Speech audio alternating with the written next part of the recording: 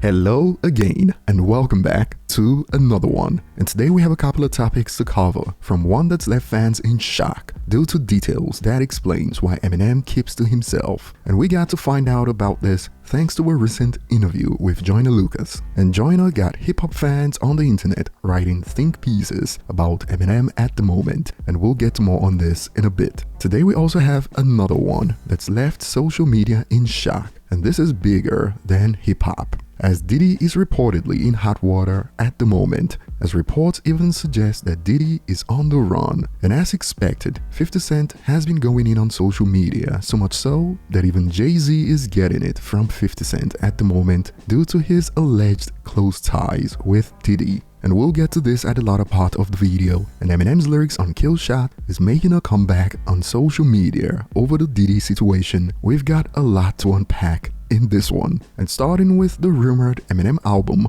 that's set to drop soon, according to D12's Mr. Porter. Well, we have an update on this as the teases continue from Eminem's associate, as Mr. Porter was spotted under this post about Eminem's new album that goes, "The wait for Eminem's new album might be nearing its end," and Mr. Porter reacted, "Okay, then post read the PDF album and I'll give y'all the date. Shrugs emoji." And he's certainly trolling. And for those who don't know, Read the PDF is a group that's got Mr. Porter, Focus, and Damn Joints in it. And the album has been posted, and fans wait for Mr. Porter to come through with his quote-unquote promise. Don't hold your breath. And moving on, while fans wonder why Eminem always keeps to himself, and while acts like Benzino complain that Eminem isn't hip-hop because he's not outside like regular degulars, Joyner Lucas was recently on The Breakfast Club, and he gave some insight as to why Eminem keeps to himself for the most part. And spoiler alert,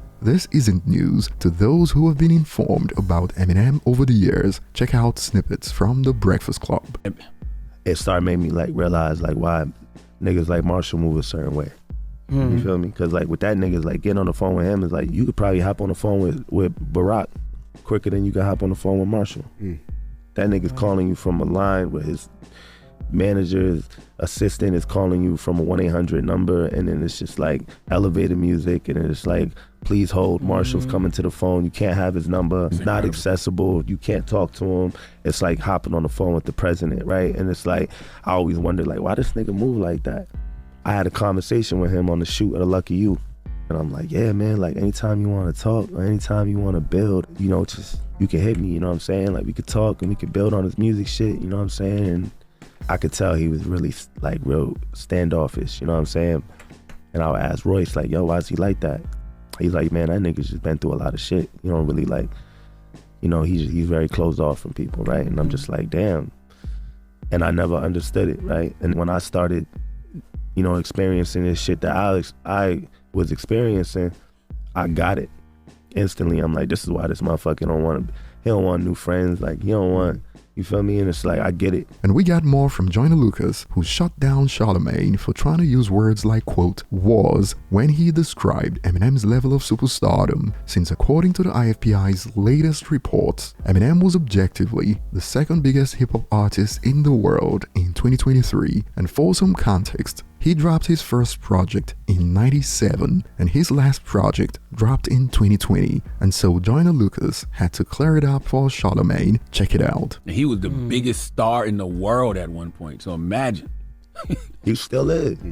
Yeah. That nigga got to drop a fucking album. He's still, he can't just be outside. He's not the nigga that could just be outside like that. He can't just walk the streets of fucking New York. Like you know what I'm saying? Like it's a whole thing. He's a big deal. Like to this day, you know what I mean? And it's like, he moves like that for a reason. And users on social media have been sharing their thoughts on the recluse. Okay, but why did this make me so sad for M? You don't just get like that, not unless you've been through it. Eminem is at a point where everyone he meets up with wants something from him. It is the curse of his level of stardom. Building real relationships at this point is pretty much nearly impossible. And check this out, it is a lonely place at the top. All M wanted was to be respected for his raps, and he got way more than he bargained for. Unfortunately, he's a recluse for a reason. Eminem rapped about this on Fine Line. The fame made him the Michael Jackson of hip-hop, and this reminds me of when the grocery store had to shut down for Michael Jackson to experience shopping like a regular person. And moving on to the next point, all hell broke loose when TMZ reported Diddy homes in LA and Miami raided by federal agents, and shortly after, reports followed about Diddy's private jet flying outside the United States, hence reports like Diddy is being accused of fleeing on his private jet to the Caribbean during home raids, and clips like these are making a comeback from Cat Williams' interview with Shannon Sharpe. It's God's side and the other side, and we don't care nothing about the other side. Period. All of these big deviants is all catching hell in 2024. It's up for all of them. It don't matter if you Diddy or whoever you is, TG Jakes, any of them. All lies will be exposed. That's all. And anyone who takes that the wrong way, know why they take it the wrong way. And 50 Cent has been going off on social media following these reports. He shared this from TMZ and added the caption, "Now it is not Diddy do it, it is Diddy done, shrugs emoji. They don't come like that unless they got a case." And now some have put up older interviews from former Death Row general manager where he revealed that Diddy's homes could get raided real soon during an interview with Bump First. He need to build a spot over there in Bali for his boy Puffy. I warn Keefy D to take his ass over there. There's no extradition laws over there. I wouldn't be surprised if some storages or some of Puffy properties be getting raided real soon. They need to get to those tapes.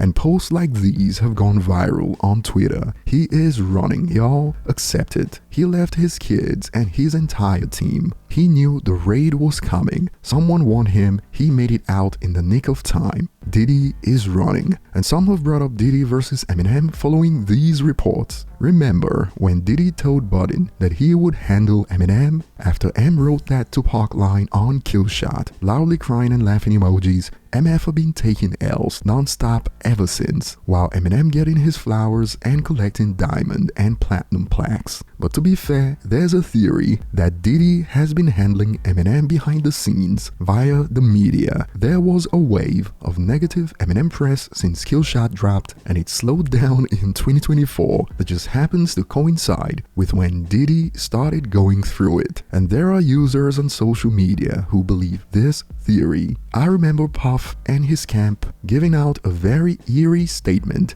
and not knowing what the F it meant. Quote, "It will be handled." I believe through the press they carried out a shadow smear campaign as retort. Majority of putting down M over the previous years happened on Puff Media. And since Cassie opened Pandora's box with that lawsuit, we are now seeing posts like these. Anyone else notice how much big rap pages and publications have been mentioning M lately? And it has not been negative. And 50 Cent is out here stirring the pot as he dragged Jay-Z into it. Anybody seen Jay? Laughing emojis. Puff said the dude ain't answering his phone, LOL. And some have expanded in response to 50 Cent. 50 is the only person I know bold enough to come for Jay. Everyone else dances on eggshells. 50 and Jay got some bad blood, and according to reports, Jay-Z even tried to block 50 Cent from performing at the Super Bowl with Dre, Eminem and others, and Eminem had to push for 50 Cent to be present. That kind of reopened the wounds, as 50 Cent hasn't missed an opportunity to take digs at Jay-Z since then, and this is a developing story, so be sure to subscribe for more, and I'll be looking forward to your thoughts in the comments. Thanks for watching, and see you on the next one.